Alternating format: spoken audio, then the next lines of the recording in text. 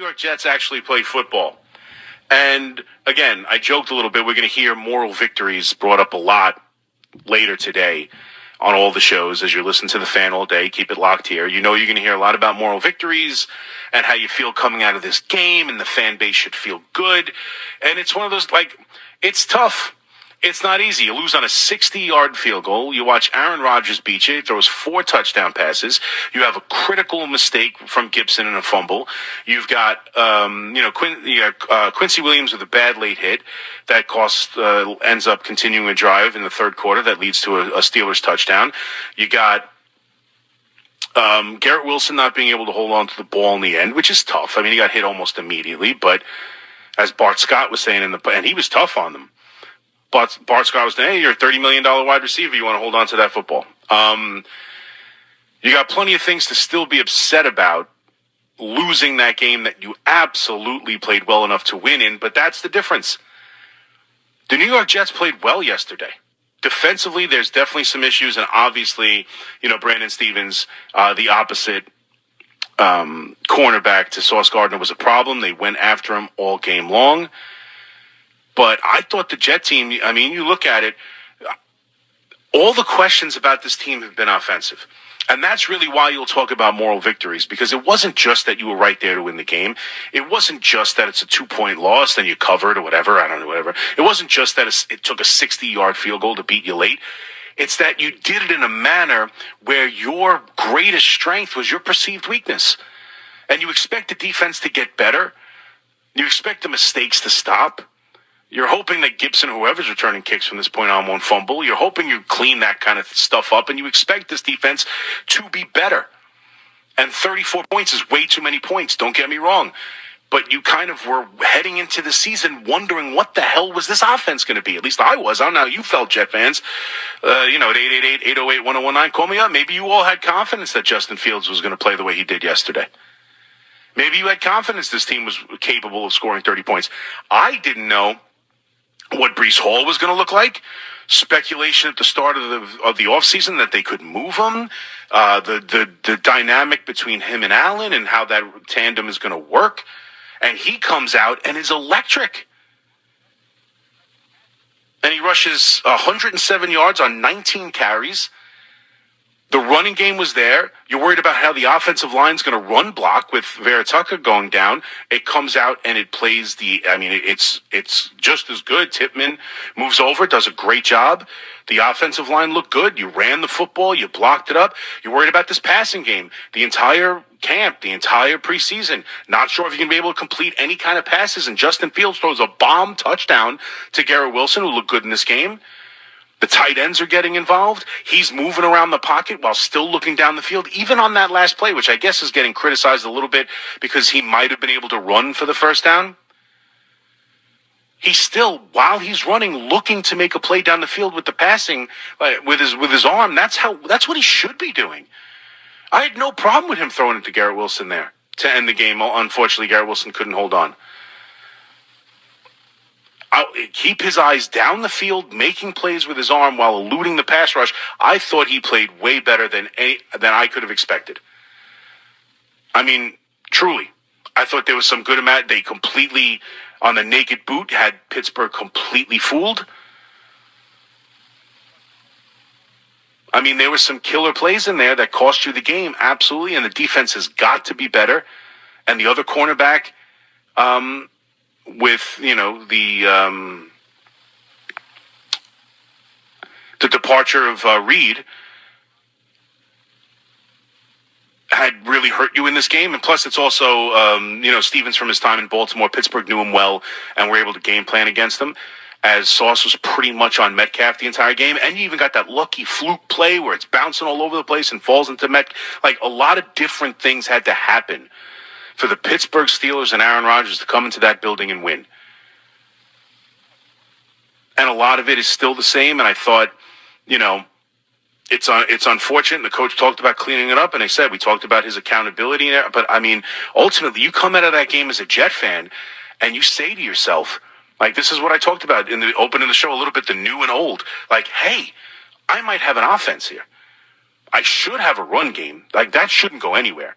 This offensive line, I thought, proved that it can go push people around and you can create holes. And Breece Hall, who was one of the more explosive young backs in this league, his rookie season, I know he gets hurt, but I mean, he's an explosive back and he looked great. The run game should be there. Between the tandem and the quarterback, the run game should be there. I don't think that's going anywhere. And if he's going to pass the ball like he did, you're going to have a functioning offense. And you expect the defense to figure itself out. Now, there have been times where we've said that over and over again, and the defense never figures it out. And the defense, while, statistically having good seasons, crumble in the biggest moments, all the same issues the Jets have had for years, still scare you. You still hate that a penalty hurt you, hate that a turnover hurt you. But, I don't know about moral victories necessarily.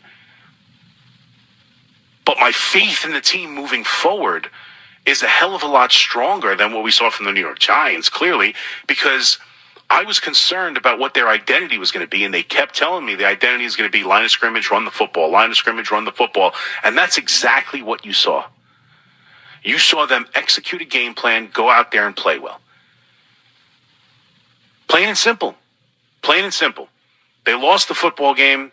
That sucks. They're 0-1. They've got the Bills coming up. They could be staring 0-2 in the face, and you know how the NFL goes. You know how it goes. 0-2 is a hard enough hole to get out of. So, I mean, there are still issues with this team, but I felt, leaving the game, it's not so much that I'm taking a moral victory. I guess I'm parsing words here. I just looked at the Jets and said, that's a product that is clearly better than it was, and that's a product that I see things that I have no reason to believe won't be there next week. And it's a version of a team that moving forward looks like a competent football team with an identity and a game plan and an ability to execute that game plan. And maybe we're being easy on them because we watch the Giants right alongside of them have none of that. But I saw a football team with a plan and identity, all this talk about culture and everything that this coach was going to bring outside of the penalty and the fumble that hurt you and some of the same mistakes. You did see a lot of this stuff. They were tough. They were physical. They got a penalty protecting their quarterback, which sucks, but at the same time, that's a penalty you're somewhat okay with. You got to be out there protect. They were playing for each other. They had a game plan. They executed it.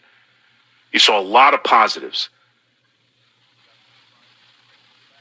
Ultimately, it's a loss. And yes, I thought, Aaron Rodgers looked really good.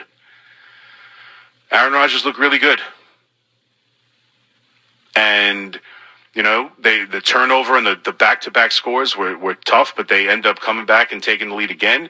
And you got beat by a great quarterback and a 60-yard field goal. And Aaron Rodgers, after the game, talking about how he was excited to beat everyone associated with the Jets, and he had to prove to them that he could still play. Well, he did, and I think the Pittsburgh Steelers are going to be a damn good football team this year. I truly do. I've been saying that all year. I think him and the Pittsburgh Steelers are going to be really good this year. And it's frustrating to see him in victory formation for most Jet fans. I guess some on the other side of the glass are okay with it. But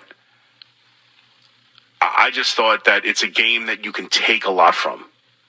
And I don't know if you expect it to be a playoff team anyway, but it's a game that you feel good about your team afterwards. I don't know how else. It's don't get me wrong, it sucks. And I know there'll always be the dilemma. And we'll get into this.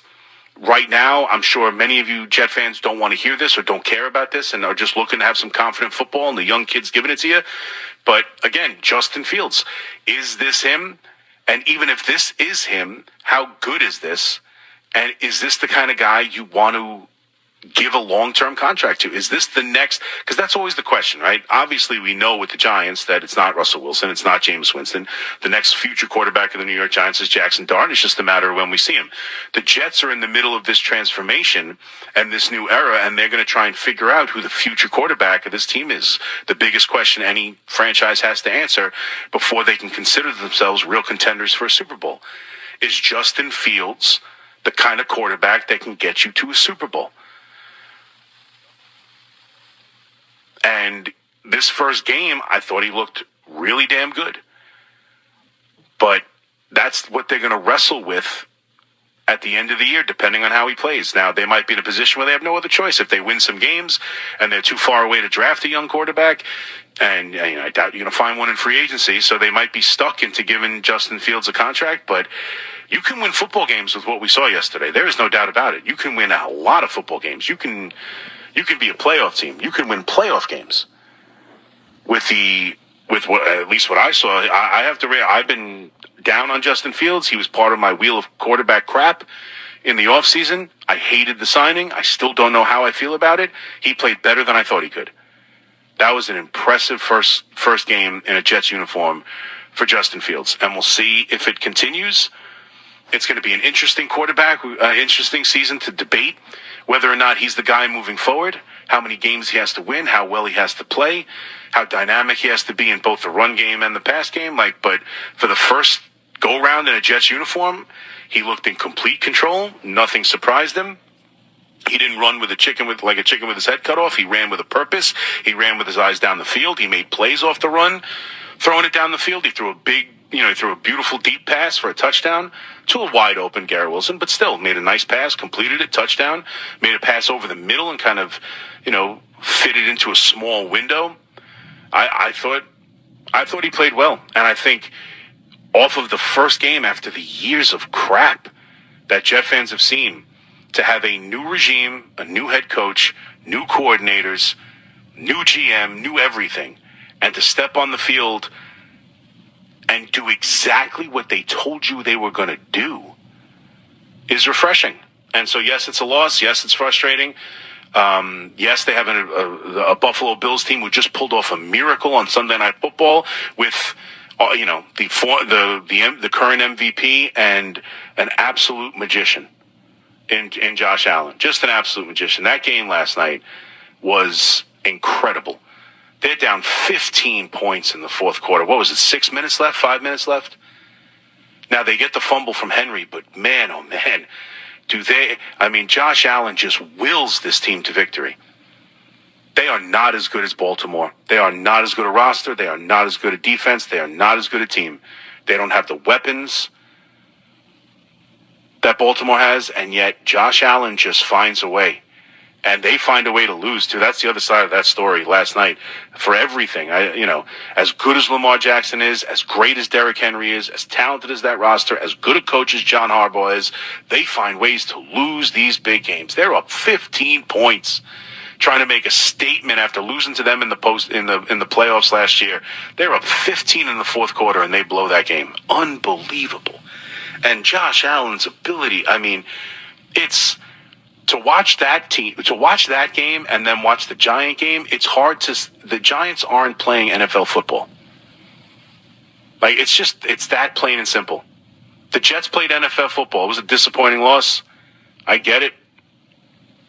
The Giants didn't play football yesterday. The Giants just ran around. They said hike a couple times. I don't know what they were doing.